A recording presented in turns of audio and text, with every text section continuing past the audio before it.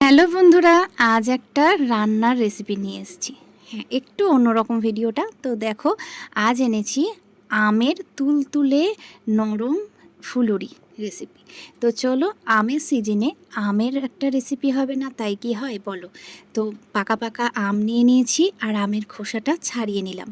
আর আমের ফুলুরি কিন্তু দারুণ লাগে। হ্যাঁ, আমের অনেকে পরোটা বানাচ্ছ, লুচি বানাচ্ছ, এইভাবে একটু ফুলুরি বানিয়ে খেও, দেখবে মুখে অসাধারণ খেতে লাগবে। আর সবাই খেয়েও কিন্তু খুব ভালো বলবে, আর খেতেও দারুণ লাগবে। এখন বৃষ্টির সময়, অল্প বৃষ্টি হচ্ছে সব জায়গায়, আর এরম ফুলুরি ভীষণ সুস্বাদু লাগবে।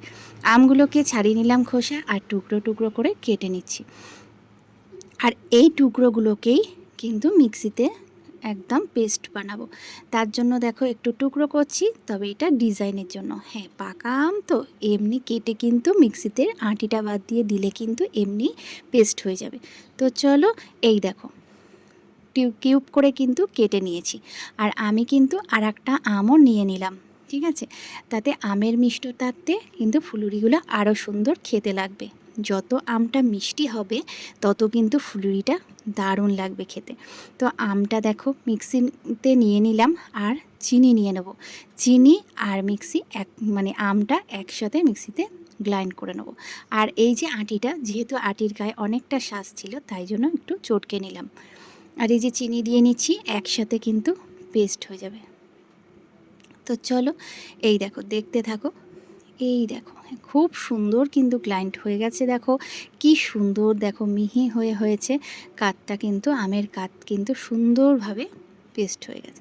তো চলো, এবার কি করি পরের স্টেপটা দেখতে থাকো। এবার একটা পাত্রের মধ্যে এই আমের কাঠটা নিয়ে নেব, ঠিক আছে?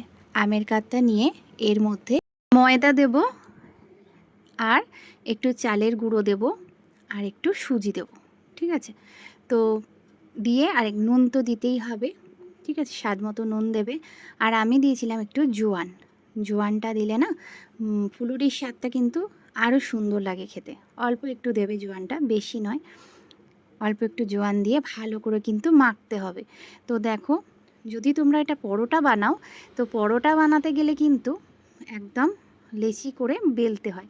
আমি কিন্তু একটা নরম করে মেখেছি, যেহেতু এটা আমি ফুলুরি বানাবো, তো সেই কারণে নরম করে মেখে নিলাম। নিয়ে এবার তেলটা গরম করে নেব। কড়ার মধ্যে রিফাইন তেলটা দিয়ে দিলাম। দিয়ে তেলটা গরম হলে এবারে দিয়ে দেবো ছোট ছোট করে বড়াগুলো। তো হালকা হাতে না, উলট পালট করতে হবে। আর একটু লাল হয়ে যাবে, কিন্তু ভেতরটা কিন্তু সিম করে ভালো করে ভাজতে হবে। কেন বলো তো?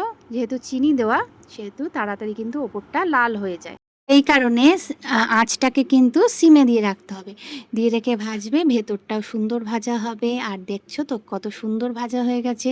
তো চলো, এবার সার্ভ করে ফেলেছি, বাড়ির সবাই মিলে কিন্তু আনন্দ করে খেয়ে নিই। এই আমের ফুলুরি কিন্তু খুব টেস্টি হয়েছিল।